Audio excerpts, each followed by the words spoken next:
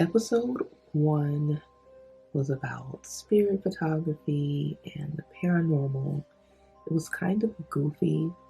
I just didn't really enjoy it, even though it did have a slight message.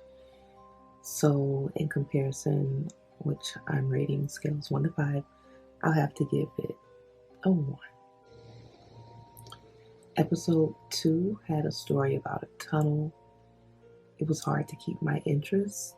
However, the second episode was about ice cream, and even though it was too short, it was a creative concept. So to balance those out, I will give that episode a 2. Episode 3 is my favorite episode. I gave it a 5. Apparently, it's one of the more famous stories about the floating heads. It was a complete story. It felt like a mini movie. And while it may end on a cliffhanger, it was still what I would say a satisfying ending. So it gets a 5. Episode 4, we get Soichi, which is one of my favorite characters. So I'm glad he was reoccurring. The story is about a brother that's trying to study and Soichi is being a pest. It's a silly episode, but I enjoy everything with Soichi. So I'll give it like a 3.5. The second part of the episode is about someone who is trying to not fall asleep, and this could have been a really, really, really cool sci-fi fantasy story, and they just didn't take it there. I understand it's a short story, it doesn't have time to be a novel, but the concept was really unique, so I wished for more. So for episode 4, I'm going to give that one a 3 as well. Episode 5 also could have gone to a really cool sci-fi place. It just didn't feel complete, and I really enjoyed where the story was going. About a boy who's hearing some weird footsteps in his house. I don't want to spoil the episode, even though they give it away within the first probably 5 minutes, but they don't take it there. It takes it a little place, but not very far at all considering the concept. The second story, great graphics. It's about hair, but it still felt a little silly. So I'm going to give this episode a 3. Episode 6 is in black and white. It's a unique animation style. However, it's a little bit of a dull story, I think, or at least maybe not in concept, but in how they tell the story. But the fact that it's black and white, classic to the Junji Ito style, I'm going to give it a 3, even though I could probably boost it for creativity. Oh, I forgot to mention the second part. It's about a library, and it's maybe the only color palette that feels alive in the series.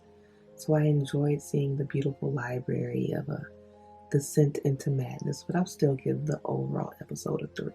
Episode 7 was my second favorite after the head episode. And they make it to this town that is blocked with all of these really strange tombstones. It's like a murder mystery.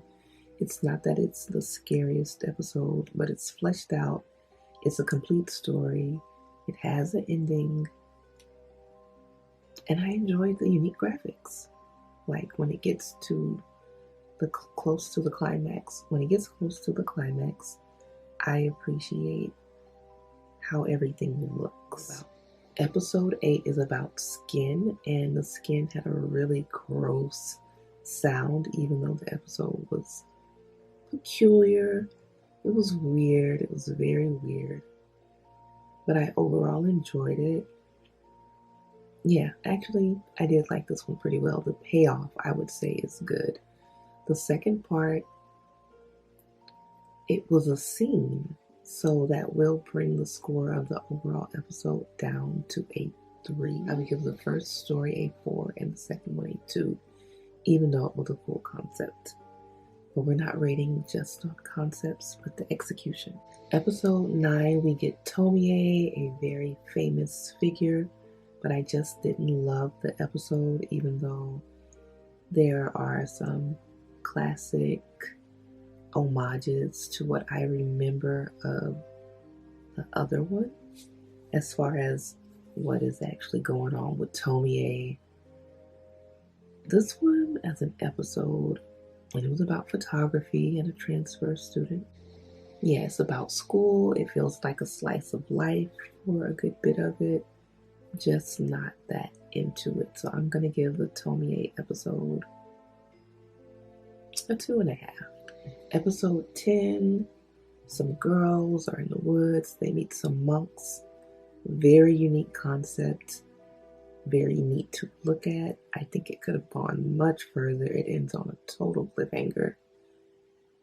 It's called The Labyrinth something, and it just didn't go there for me. I understand less than 10-minute episodes, but just one more scene could have at least rounded it out a bit. The next story is about a bully, and it's a little disturbing just because seeing a child bully and seeing how that child grows up, if they're sorry, if they're not.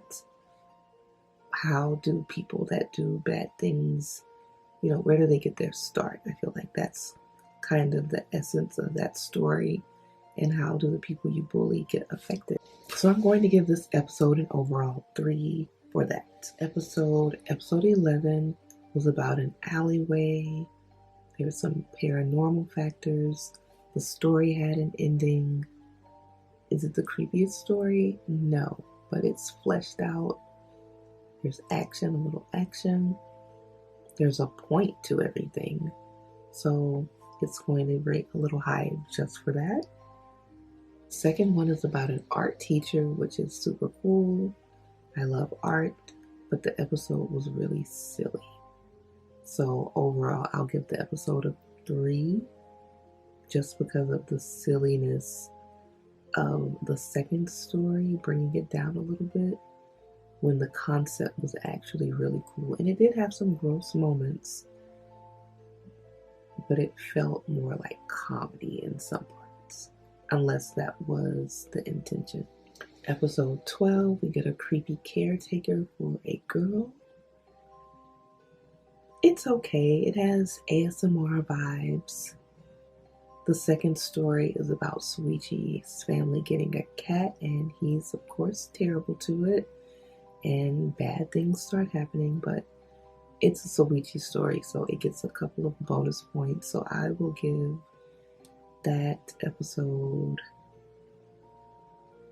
a 3 as well. So I say everything is a little bit average or below, with 2 full stories getting 5 stars, quite a handful getting close to a 4.